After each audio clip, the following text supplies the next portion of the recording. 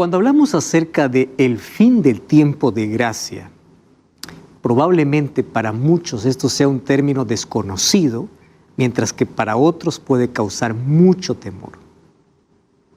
Nadie sabe cuándo es la última vez cuando el sol se pone sobre la tierra y la gracia haya terminado para siempre, para todo el mundo.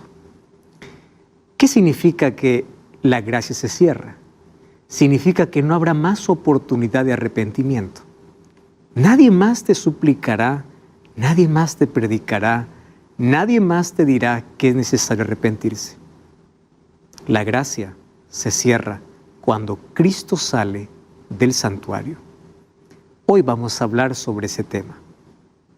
Y estoy como siempre aquí, con Biblia en mano, y quiero darte la bienvenida a tu programa Biblia Fácil.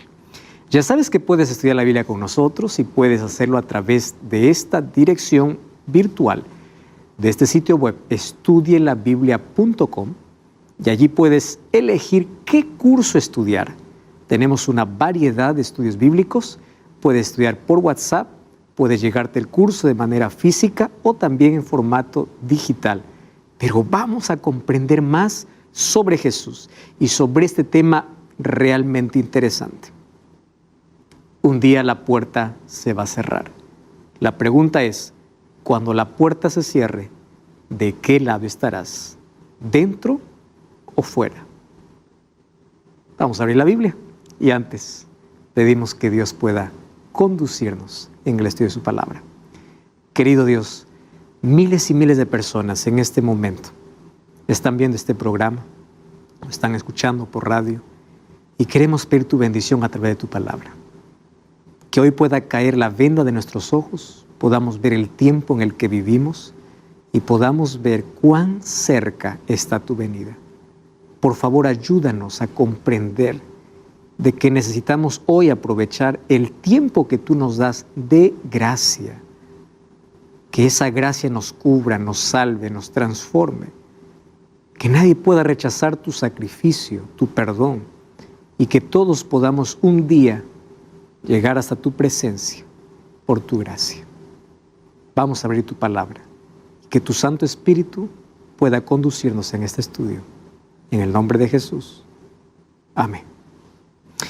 Muy bien, nuestro tema de hoy tiene que ver con el fin del tiempo de gracia.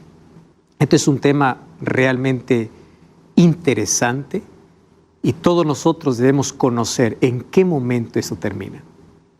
Si tú piensas que hoy vamos a hablar de fechas, pues no vamos a hablar más de fechas, porque la Biblia no dice la fecha en la cual Jesús termina su ministerio sumo sacerdotal. Pero encontramos ciertas evidencias bíblicas para saber en qué momento nos encontramos. Lo que sí podemos saber es qué sucederá cuando la gracia se haya cerrado. ¿Qué evidencias muestra la Biblia de que no hay más oportunidad para el ser humano? ¿Estamos cerca o lejos de eso? Vamos a ver eso entonces en nuestro estudio de hoy. Mientras tanto, nuestro primer texto está en Hebreos capítulo 4, versículo 16. Esa es la invitación de Dios para el mundo. Acerquémonos pues confiadamente al trono de la gracia para alcanzar misericordia y hallar gracia. Me encanta cómo en un solo verso que es tan pequeño, 2 veces se menciona la palabra gracia. Acércate al trono de la gracia, porque lo que vas a encontrar allí es gracia. ¿Sabes cómo me encanta pensar en la gracia de Dios? Gracia es aquello que me liberta, me salva, me restaura. Yo no voy a la presencia de Dios con mérito alguno. No voy como aquel fariseo diciendo, mira, yo soy esto, lo otro. Podemos acercarnos ante ese trono como aquel publicano diciendo, ten piedad de mí, que soy pecador. Tú sabes que muchas personas se acercan a Jesús solamente con 2 actitudes. La primera es la actitud farisaica, colocando sus obras, sus méritos, pensando que merecen todas las bendiciones y hasta la salvación. Y otro grupo de personas se acerca como el publicano, diciendo, ten misericordia de mí y cúbreme con tu gracia. Y hoy podemos acercarnos a ese trono de gracia para poder encontrar oportuno socorro. ¿A qué trono? Ya vimos nosotros aquí, durante toda esta temporada, que el trono de Dios está en el santuario celestial. Y ya analizamos aquí incluso varias profecías que hablan sobre el santuario. Daniel 8:14, ¿recuerdas? 2300 tardes y mañanas el santuario será purificado. Esa profecía comenzó en el año 457 y las 2300 tardes y mañanas nos llevan hasta 1844. Cuando Jesús ascendió al cielo en el año 31, fue para ser nuestro mediador e intercesor. Pero la purificación del santuario, que es la obra bifásica de Jesús, es decir, su ministerio se divide en dos fases. Primero como intercesor y luego como intercesor y juez. Y en 1844, según la profecía de Daniel 8:14, se comienza un juicio en el cielo para determinar quién se salva y quién se pierde. Todos los nombres de aquellos que dicen creer en Dios pasan por ese juicio. Y aquellos que aman a Dios y hacen la voluntad de Dios, en ese juicio significa buenas nuevas, porque Cristo coloca sus méritos en nuestro favor y uno sale justificado. Pero aquel que dice creer en Dios, pero no hace la voluntad de Dios, entonces en este juicio va a pasar o no va a pasar. Simplemente se va a colocar que es un falso creyente, aquel que dice creer, pero no hace la voluntad de Dios. Por eso Jesús dice, no todo el que me dice Señor, Señor, entrará en el reino de los cielos. Para eso tiene que haber un juicio. Apocalipsis capítulo 22 dice, he aquí yo vengo pronto y mi galardón, recompensa para dar a cada uno conforme fuere su obra. ¿Cómo va a dar la recompensa a Dios? En base a un juicio que se realizó. Y ese juicio lo vivimos desde el año de 1844. Según Hebreos 9:23, también las cosas celestiales necesitan ser purificadas. ¿Purificadas de qué? De los registros de nuestros pecados. Y así como aquí en la tierra se purificaba una vez al año el santuario terrenal, en el cielo la purificación de ese santuario comenzó con un juicio desde 1844. Eso nosotros ya hemos hablado, si es la primera vez que estás viendo este programa, puedes revisar los programas anteriores, y ahí hemos visto las fechas exactas hasta el momento que Jesús entró, primero al cielo, luego al lugar santísimo, para poder efectuar una obra de intercesión y de juicio. Lo interesante es que Cristo no estará allí para siempre. Un día Cristo saldrá de allí y un día la humanidad se quedará sin intercesor. Y cuando no haya más intercesión, no habrá más perdón. Porque cuando Cristo salga, se habrá terminado la oportunidad de salvación para toda la humanidad. Mientras eso todavía no sucede, la invitación es, acerquémonos pues confiadamente al trono de la gracia. Un día la súplica se acaba. Un día nadie más te va a rogar para que aceptes el Evangelio. Un día nadie más te va a predicar. ¿Por qué sabemos que hoy Cristo todavía intercede? Porque el Evangelio continúa siendo predicado. Porque el Espíritu Santo sigue convenciendo al mundo de pecado. Eso es lo que está haciendo. Pero un día la puerta se cerrará. ¿Qué puerta? El libro de Apocalipsis, capítulo 3, versículo 7, dice lo siguiente. Escribe el ángel de la iglesia en Filadelfia. Esto dice el santo y el verdadero, el que tiene la llave de David. Llave significa autoridad en profecía. El que abre y ninguno cierra. Pero cuando cierra, ninguno abre. Fíjate qué interesante. Esta oportunidad es llamada como una puerta, abierta para que todos puedan accesar. Por eso dice Pablo, acerquémonos confiadamente. La puerta está abierta, pero un día se cerrará. Ahora, cuando Cristo abre la oportunidad, nadie lo podrá cerrar. El diablo podrá hacer todo lo que quiera para poder impedir, mas la voluntad divina siempre se cumple. El problema está que cuando Él cierra, nadie también podrá abrirlo. Y es interesante porque cuando analizamos este texto, más allá del contexto en el cual fue escrito, está hablando de que Cristo tiene autoridad para abrir y cerrar. Mientras esté abierta, habrá oportunidad. Mientras esté cerrada, habrá terminado para siempre. En Mateo 24, Jesús contó que su venida será como la venida o como el diluvio, como en los días de Noé. Y es interesante que ahí en Mateo capítulo 24 dice que mientras Noé estaba construyendo el arca o entró incluso al arca, todos estaban comiendo, bebiendo, haciendo su vida. Hoy el mundo está viviendo un secularismo impresionante. No le interesa más Dios, ni siquiera la palabra de Dios. Incluso dentro del mundo religioso, personas abandonando la palabra de Dios, personas diciendo que quieren actualizar la palabra de Dios para dar rienda suelta ¿a qué? A la popularidad, a lo que dice la gente, para caer bien a todos. Cuando en la Biblia encontramos principios establecidos, como en los días de Noé. Los días de Noé eran días de violencia, de corrupción, de degeneración completa. ¿Mas qué cosa sucedió? Me interesa lo que dice el libro de Génesis capítulo 7, versículo 16. Mira qué cosa es lo que ocurrió y eso también ocurrirá antes de la venida de Jesús. Génesis capítulo 7, versículo 16. Dice así: los que entraron, hablando de los animales, que eran macho y hembra de cada especie, como lo había mandado Dios. Y termina diciendo el versículo, y Jehová cerró la puerta. Y el versículo 17 dice, y el diluvio vino sobre la tierra y duró 40 días, 40 noches. Interesante. El diluvio viene, o llega, o cae, pero antes de que caiga, la puerta se cierra. Antes de que Cristo regrese, la puerta se cierra. Jesús dijo, yo soy la puerta.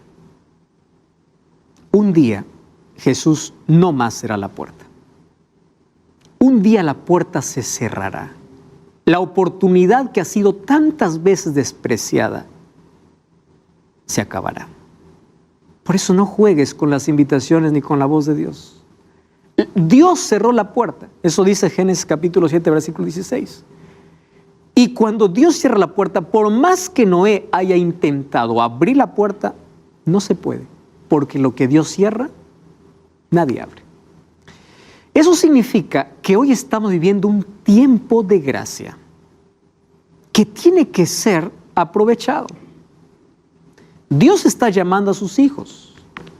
¿Y de qué sirve una gracia abierta cuando hay un corazón cerrado? De nada. Hoy el mundo está ensordecido por tantas voces de placer y diversión que no escucha más la voz de Dios.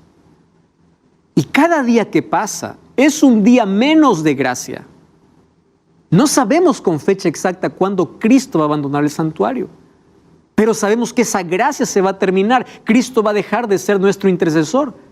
Mientras tanto, la Biblia nos habla por lo menos de 3 momentos donde la oportunidad se acaba para el mundo. Primer momento, cuando la muerte llega. Eclesiastés 9, 5 y 6 dice, los vivos saben que han de morir, pero los muertos nada saben. No tienen más memoria, todo es puesto en olvido, no tienen más decisión. Cuando tú mueres no hay una oración que te salve, porque la salvación es un asunto de decisión personal. Entonces, la oportunidad para todos los seres humanos, mientras la gracia esté abierta todavía en el cielo, también se acaba cuando llega la muerte. ¿Y sabes qué cosa es lo triste? Nadie sabe cuándo es su último día. Miles de personas salen diciendo regreso y no más vuelven.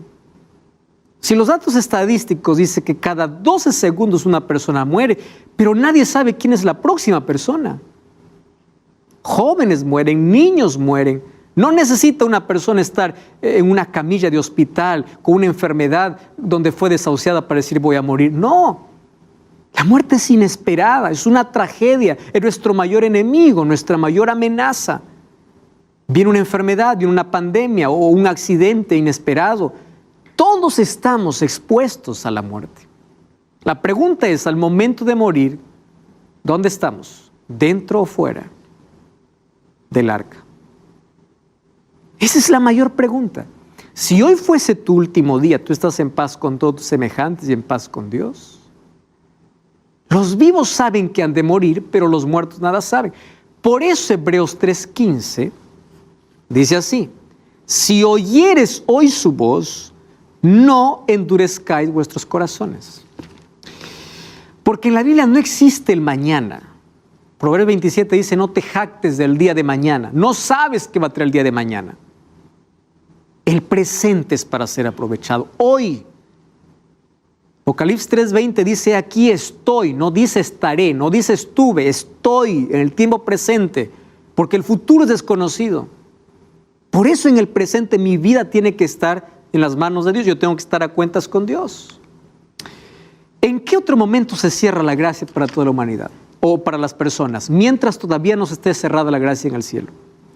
Mateo 12:31: por tanto os digo, todo pecado y blasfemia será perdonado a los hombres, mas la blasfemia contra el Espíritu Santo no les será perdonada. Cualquiera que dijera alguna palabra contra el Hijo del Hombre será perdonado, pero aquel que hable contra el Espíritu Santo no les será perdonado, ni en este siglo ni en el venidero. O sea, no hay más oportunidad. Y claro que muchas personas expresan su preocupación diciendo: pastor, yo en mi momento de locura ya hablé contra el Espíritu, yo ya maldije a Dios, yo hice tantas cosas, yo ya no tengo perdón. Le digo: ¿sabes una cosa? Si todavía estás preocupado por tener perdón, es porque el Espíritu Santo continúa trabajando en ti. Una persona que blasfema contra el Espíritu Santo ya no tiene más conciencia de pecado. Ya no tiene más necesidad de arrepentimiento. Ya no escucha más la voz de Dios, ya no siente más culpa. Ya no quiere más cambiar. Porque el único que te puede convencer de pecado, el único que te puede abrir los ojos para la realidad y la condición en la cual vives, es el Espíritu. No es un pastor, no es un predicador, no es un orador, no es nadie. Cuando alguien dice: pastor, las palabras llegaron y eran para mí, el Espíritu Santo las llevó. Cuando alguien dice: yo fui a la iglesia gracias a una predicación, el Espíritu Santo usó esa predicación. Porque no es un hombre. Juan capítulo 16, cuando Jesús habla, o Juan capítulo 14 y capítulo 16, cuando habla acerca del Espíritu Santo, dice: Él es el que convence de pecado. Él es el que guía toda verdad. Pero un día el Espíritu Santo será retirado sobre la tierra. Eso sucederá cuando Cristo salga del santuario, porque ya no habrá más perdón, entonces no habrá más arrepentimiento. Y si no hay más arrepentimiento, significa que no habrá nadie más quien convenza de pecado. Sin embargo, hoy, mientras todavía Jesús intercede, muchos pueden llegar a pecar contra el Espíritu Santo. ¿Cuándo? ¿En qué momento? Cuando su corazón se endurece tanto que ya perdió la sensibilidad y no tiene más necesidad de Dios. ¿Sabes qué sucede allí? El ser humano se entrega completamente bajo el dominio de Satanás. Y el Espíritu Santo ya no puede más hablar. Por eso necesitamos todos los días escuchar la voz de Dios. Me encanta cuando la persona dice: pastor, tengo la necesidad de poder conocer más de Dios, tengo la necesidad de orar, tengo la necesidad de conocer más de Cristo. Esa no es tuya, es el Espíritu Santo trabajando en ti. Cuando la persona dice: yo no me siento cómodo, yo caigo en pecado, pero estoy incómodo, me duele, sufro, yo le prometo a Dios cambiar, pero nuevamente caigo, le pido perdón. Le digo: levántate, porque mientras tengas conciencia de pecado y necesidad de salvación, el Espíritu Santo sigue trabajando en ti. No importa lo que hiciste, no importa el pasado que cargas. Mientras tengas necesidad de ir a Dios, el Espíritu Santo sigue trabajando en ti. Mientras estés incómodo con la vida que vivas y quieras un cambio, el Espíritu Santo sigue trabajando en ti. Y el Espíritu Santo trabaja de afuera para adentro para convencernos. Y cuando lo aceptamos a Cristo, trabaja de adentro para afuera para transformarnos. Esa es la obra maravillosa del Espíritu. Pero pecado contra el Espíritu Santo no será perdonado. ¿Cuál es el tercer momento? Cuando Cristo salga del santuario. Mira lo que dice el libro de Apocalipsis capítulo 22, versículo 11. Dice allí: el que es injusto, sigue injusto. El que es impuro, sea impuro. El que es justo, practique la justicia.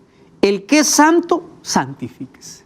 O sea, el justo ya no puede ser injusto, porque no hay más oportunidad. ¿Cuándo ocurrirá eso? Cuando Cristo salga del santuario. Tú sabes que lo triste es que cuando Cristo sale del santuario, el Espíritu Santo es retirado de la tierra. Y hoy hay millones de personas que ya no escuchan más la voz de Dios. Y para miles de personas el Espíritu Santo se está retirando. ¿Sabes qué cosa es lo que me llena de tristeza? Mira lo que dice el libro de Ezequiel, capítulo 3, versículo 27. Ezequiel, capítulo 3, versículo 27. Dice así: pero cuando yo te haya hablado, abriré tu boca y les dirás, así ha dicho Jehová el Señor. El que escucha, que escuche. Y el que no quiere escuchar, que no escuche, porque son rebeldes. Dios no puede romper nuestra libertad. Y hoy día la rebeldía humana cada vez es mayor. Incluso dentro del mundo religioso, personas abandonando la Biblia por seguir sus propios deseos. Personas que por querer contentar a la gente dejan principios bíblicos. Y esa rebeldía un día llegará a su final. Cuando Cristo sale, habrá entonces, para toda la humanidad, ya estará el destino de cada uno de ellos definido. Porque cuando Cristo deje el santuario, el que es justo, el que es injusto. Es decir, el destino de todo ser humano habrá sido definido. El juicio habrá terminado. ¿Y sabes qué cosa es lo triste? Cuando el Espíritu Santo se retire, el mundo queda bajo el control completo de Satanás. La Biblia dice que vendrá sobre la tierra un tiempo de angustia cual nunca hubo. Desde que comenzó la tierra, mira, en la historia han habido muchos momentos de angustia. Pero cuando el Espíritu Santo no más convenza de pecado, la humanidad estará enloquecida. Y esto realmente es terrible. Los acontecimientos de hoy nos están preparando para una angustia mayor. Cuando el Espíritu Santo se vaya, los seres humanos que no tienen el sello de Dios o no han aceptado a Cristo en su vida, quedan bajo el dominio completo de Satanás. ¿Recuerdas lo que dice el Evangelio? Que cuando Judas se levantó, Satanás tomó posesión de él. Porque la última oportunidad que él tuvo es cuando Jesús lo lavó los pies, incluso sabiendo que lo iba a traicionar. Esa última oportunidad lo desperdició. Cruzó la línea. Y finalmente dice el libro de Lucas 22:3 que Satanás entró en él. O sea, Satanás tomó el control completo de su vida. Mira lo que dice este texto, Jeremías 30, 5 al 7. Así ha dicho Jehová: hemos oído voz de temblor, de espanto y no de paz. Inquirid ahora y mirad si el varón da luz. He visto que todo hombre tenía las manos sobre sus lomos, como mujer que está de parto. Se han vuelto pálidos los rostros. Oh, cuán grande es aquel día, tanto que no hay otro semejante a él. Tiempo de angustia para Jacob, pero de ella será librado. O sea, los hijos de Dios van a pasar también por ese tiempo de angustia. ¿Y de qué trata la liberación? Del encuentro con Dios. Porque entre que Jesús sale del lugar santísimo y su venida, los días son pocos. Y la liberación viene. Sin embargo, va a haber angustia. Y va a ser cuando Cristo salga del lugar santísimo. Va a haber angustia para los hijos de Dios y angustia para los impíos. Los impíos por las plagas que caerán sobre la tierra, y para los hijos de Dios una angustia mental y una angustia física. La angustia mental porque todos se preguntarán, ¿mis pecados habrán sido perdonados? Porque saben que no hay más gracia. La angustia física porque estarán huyendo. La Biblia habla de una persecución en el tiempo del fin. De aquí te voy a mostrar ese texto bíblico. Mas los impíos sufren porque es allí donde caen las 7 plagas. O sea, cuando caiga la primera plaga sobre la tierra, la gracia habrá terminado en el cielo. No sabemos cuándo termina, lo que sabemos es cuándo ha terminado. Cuando las 7 plagas caigan, significa que Jesús no está más intercediendo y el Espíritu Santo se habrá ido. Eso significa que habrá una angustia cual nunca hubo. Te voy a decir una cosa aquí muy interesante. Hoy vivimos angustia, pero esta será como nunca hubo. Y Dios por amor llamará al descanso a muchos de sus fieles porque sabrán que no soportarán esa angustia. Y a muchos hoy los está preparando para vivir esta angustia.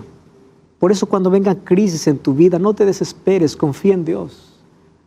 Porque una angustia mayor viene. Muchos dicen, de aquí viene lo mejor, esto se va a recuperar. No, cada vez mayor angustia va a haber. Sin embargo, cuando miramos con fe, vemos que el final es glorioso porque Cristo regresa. Entonces, vamos a seguir analizando de este tema tan fascinante.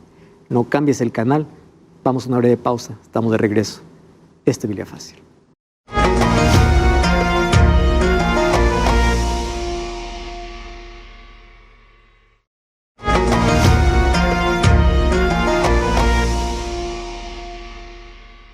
Estamos de regreso, esto es Biblia Fácil. Hoy estamos hablando sobre ese momento cuando la puerta de gracia se cierre en el cielo, cuando no habrá más oportunidad para los seres humanos. Y ya vimos aquí algunos textos que en ese momento sobre la tierra habrá una angustia completa, tanto para los hijos de Dios como también para los impíos. Vamos a ver otro texto. Mira lo que dice el libro de Daniel capítulo 12, versículo 1. En aquel tiempo se levantará Miguel, el gran príncipe que está de parte de los hijos de tu pueblo, y será tiempo de angustia, cual nunca fue desde que hubo gente hasta entonces. Pero en aquel tiempo será libertado. Esa libertación tiene que ver con la venida de Jesús y todos los que se hayan escritos en el libro de la vida. Por eso en Lucas 10:20 encontramos cuando los discípulos fueron a Jesús a contarle, Señor, hemos visto grandes maravillas, grandes cosas han sucedido. Jesús le dice, más bien alégrense si ustedes saben que sus nombres estén escritos en el libro de la vida. Porque la angustia que viene sobre la tierra es una angustia cual nunca hubo. Pasamos por una crisis mundial y esto trajo mucha angustia, desestabilidad, inestabilidad económica, política, social, problemas mentales, problemas de salud. Son apenas señales de la angustia que vendrá. Y sabes, pensar en ello es terrible. Ahora, antes de que Cristo salga del lugar santísimo, nosotros tenemos aquí una advertencia que está en el libro de Apocalipsis. Por eso necesitamos leer más el libro de Apocalipsis sobre las cosas que acontecerán en el tiempo del fin. Mira lo que dice Apocalipsis capítulo 13. Es interesante este capítulo. Apocalipsis 13 habla de 2 bestias. Bestia en la Biblia es poder, o sea, 2 poderes.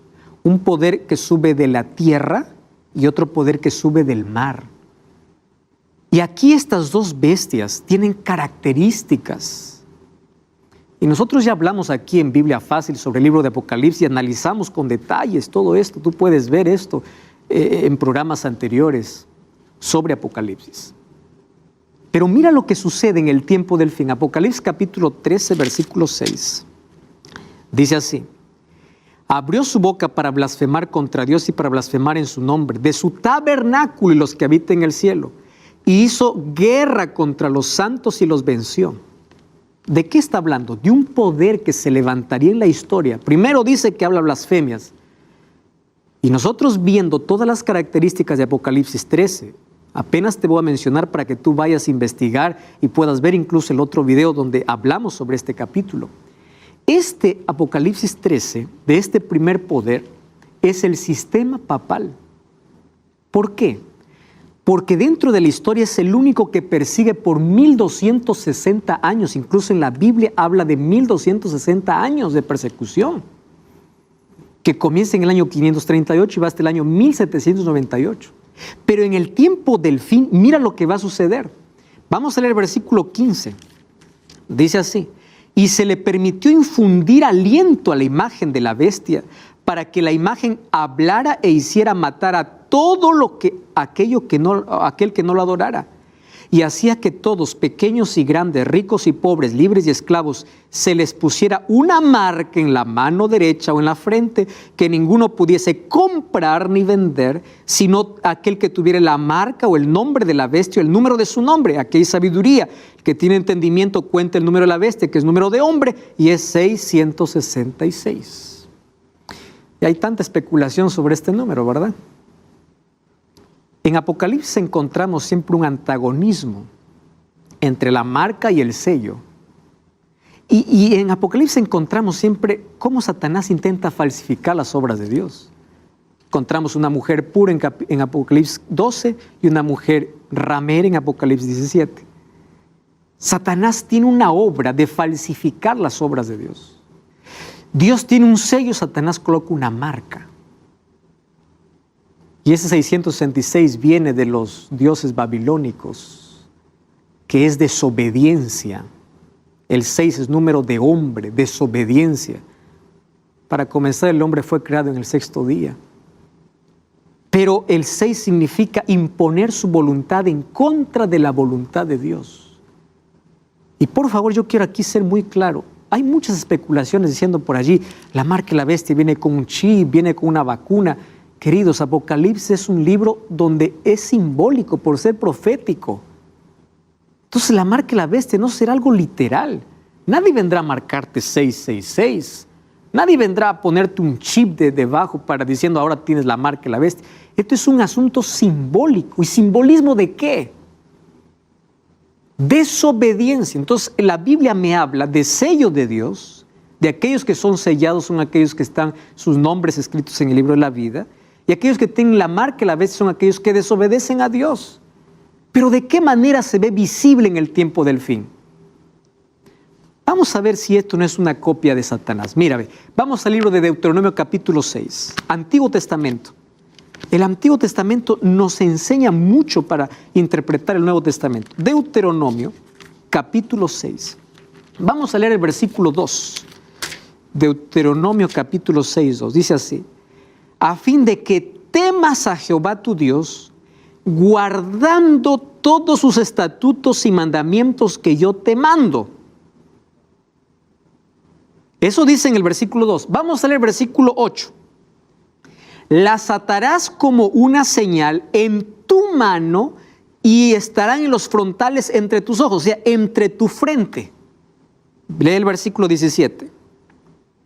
Dice así: guardad cuidadosamente los mandamientos de Jehová vuestro Dios, sus testimonios y estatutos que te he mandado. ¿De qué habla el capítulo 6? Del amor a Dios y la obediencia a Dios. Escúchame bien. Aquí está la clave para poder analizar el sello de Dios y marca la bestia. Eso de colocar en la mano y en la frente, para los hijos de Israel era la ley de Dios. ¿Qué cosa hace Satanás? Él coloca una marca. ¿Y la marca qué cosa es? En contra de la ley de Dios. Porque Dios quiere que su ley esté en nuestra mente. Nuestras manos significan acciones, que actuemos de acuerdo a su voluntad, de acuerdo a su ley. Pero Satanás, en lugar de la ley, sustituye la ley por una marca. ¿Qué cosa es la marca? Una sustitución de los mandamientos de Dios. Efesios 4 dice que todos somos sellados por el Espíritu Santo. ¿Y qué cosa hace el Espíritu Santo? Coloca nuestra vida en armonía con la voluntad de Dios. Entonces, en el tiempo del fin, aquellos que son sellados por el Espíritu son aquellos que guardan los mandamientos de Dios. Apocalipsis 14:12, aquí está la paciencia de los santos, los que guardan los mandamientos de Dios, tienen el testimonio de Jesús. Esto no es legalismo, esto es Biblia. ¿Comprendes? Entonces, el conflicto final entre sello y marca es entre lealtad a Dios y su ley y desobediencia a Dios y su ley. Entonces, eso es un asunto simbólico, esto es una decisión, pero que vendrá como imposición. Escúchame con atención. El punto de quiebre final va a ser adoración. Y cuando hablamos de adoración dentro de la ley de Dios, hablamos de un día para adorar. Por eso es que el punto de quiebre en el tiempo del fin es adoración dentro de la ley de Dios. Ya te mostré aquí en la Biblia que Dios quiere que su ley esté en nuestra mente y en nuestras manos, en nuestras acciones. Satanás, ¿qué cosa coloca? En la frente y en la mano una marca. O sea, él coloca algo para quitar la ley del pueblo, de las personas, de su mente y de sus acciones. Mucha atención con esto. Por eso es que hay tanta gente enardecida contra la ley de Dios, porque de esto se trata marca y sello. Y específicamente el cuarto mandamiento, porque el cuarto mandamiento me llama a adorar al Creador. Según Apocalipsis capítulo 14 dice, adora al Creador, aquel que hizo el cielo, la tierra y el mar. Y si vas a Éxodo capítulo 20, versículo 8, vas a encontrar la misma expresión. ¿Sabes dónde? En el cuarto mandamiento. ¿Sabes cuál es el cuarto mandamiento? El día sábado. Entonces llegará un momento en que se colocará una ley para imponer un falso día de adoración que está en contra de la ley de Dios. Esto es la marca de la bestia. Ahora no, será cuando venga como imposición, donde nadie podrá comprar ni vender a menos que acepte. Y hoy mismo hay tanta gente siendo despedida de su trabajo, jóvenes que no pueden terminar la universidad, habiendo libertad religiosa. Hoy tenemos tanto problema cuando queremos ser fiel a Dios. Imagínate cuando esto se cumpla. Quiero que entiendas, la ley nos salva. Jesús dijo en Juan 14:15, si me amas, guarda mis mandamientos. Es decir, es el fruto, es la consecuencia, es la evidencia que en el tiempo del fin, según Apocalipsis 14:12, son aquellos que guardan sus mandamientos. ¿Por qué tanto énfasis en los mandamientos? No porque los mandamientos salvan, sino porque el diablo viene para destruir justamente su ley. Y aquellos que quieren ser fieles y leales a Dios tendrán que sufrir persecución. Despedidos de sus trabajos, el justo por fe vivirá. Y aquí comenzará, ¿qué cosa? Una persecución. Dice que tendrá poder, ¿para qué? Para matar a aquel que no lo adore. ¿Estás entendiendo cómo este asunto es tan serio? Entonces ahí está, marca y sello. Tiene que ver con adoración, con lealtad, con fidelidad a Dios. La pregunta es, ¿cómo se va a hacer eso? Entonces ya vimos que aquí el sistema papal está en como el primer poder de Apocalipsis capítulo 13, porque él dice que habla contra blasfemias contra Dios. Ya vimos aquí, por ejemplo, que el único que dijo ser Dios en la tierra es el Papa. El Papa León XIII decía, nosotros somos Dios en la tierra. Eso es una blasfemia. Quien se atreve a perdonar pecados en lugar de Dios es una blasfemia. Persigue a los hijos de Dios durante 1260 años. Eso está en la historia está manchada de sangre. Entonces ese primer poder representa ese poder papal. Pero un día recibió una herida de muerte. Eso también dice Apocalipsis 13. Quiere decir, se le quitó su dominio y su autoridad. ¿Cuándo sucedió eso? En 1798. Cuando Berthier, que es un general de Napoleón, le quitó toda esa autoridad al Papa Pío VI. Pero también dice Apocalipsis 13 que esa herida será sanada. Y claro, y toda la tierra se maravillará, dice, y todos irán en pos de él. Y tú ya viste tantas declaraciones que hoy incluso están en contra de la palabra de Dios. Pero hoy te voy a mostrar otra cosa. Esta es una encíclica escrita por el Papa Francisco, llamada Laudato Si. Este está disponible para la venta, puedes comprar incluso digital. Mira, apenas tiene 190 páginas. Aquí habla sobre el bien común. Aquí habla sobre cómo cuidar el medio ambiente. Tú sabes que esta encíclica hoy está siendo estudiada por la ONU y varios gobernantes lo han aceptado, solo que detrás de esto hay un contexto religioso. Y dice que el mundo necesita para cuidar el medio ambiente un día de descanso. ¿Cuál crees que pone? ¿El que dice la Biblia o el que la Iglesia Católica colocó? Domingo, dice. Es apenas una propuesta. Viste que el trasfondo es lindo. Y aquí en esta encíclica nosotros vemos que hay un acercamiento tremendo. Hoy tú puedes ver un acercamiento entre todos los presidentes y líderes del mundo. Si tú revisas en la historia, cuando la Casa Blanca daba alguna bienvenida al Papa, recuerda que los Estados Unidos fue formado por los padres peregrinos que venían huyendo de la persecución del Papa. Pero después se arreglaron las relaciones y hoy estos dos poderes van juntos. Líderes de todo el mundo, tanto budistas, tanto islam, musulmanes, lo aceptan. Hay puentes creados, el mundo se sorprende, el mundo ya lo adora, hay un acercamiento. La pregunta es, ¿cómo esto se va a poder? Porque hay hoy tantas ideologías, izquierda, derecha, filosofía, el marxismo por un lado, comunismo, capitalismo. ¿Cómo se va a unir todo? Tiene que haber alguna cosa que una a toda la humanidad. Una preocupación que una a toda la humanidad. Medio ambiente. ¿Estás entendiendo? Entonces, a través de una cosa que une a toda la humanidad, va a venir, y cada vez vemos cada vez más cerca el cumplimiento de esta profecía. Tú sabes que los mayores ricos de este mundo piensan que la solución para los problemas de este mundo es que haya un gobierno global. ¿Sabías de eso? Esto ya viene desde hace mucho tiempo. Y quiero decirte una cosa muy seria aquí. COVID-19 vino para enseñarnos que el mundo sí se puede unir por una causa. Todo el mundo. Que las cosas pueden cambiar de un momento para otro. Eso sí nos enseñó. ¿Entiendes? Entonces las profecías se van a cumplir exactamente como dice la Biblia. Pero ya te dije que entre los más ricos del mundo dice que debe haber un orden, un nuevo gobernante mundial. Y ahora te voy a mostrar un asunto realmente serio. Tú sabes que hace algún tiempo, corto tiempo, apareció otra encíclica del Papa Francisco llamado Fratelli Tutti, que traducido sería Fraternidad Universal. Yo quiero que prestes atención, porque eso también está disponible para todo público. Algunas cosas que dice aquí. Esta es la propuesta de un gobierno mundial con poder ejecutivo, dotado de poder, que esté por encima de los estados y lleve adelante una agenda global. Que los gobiernos nacionales entreguen su poder a ese gobierno mundial.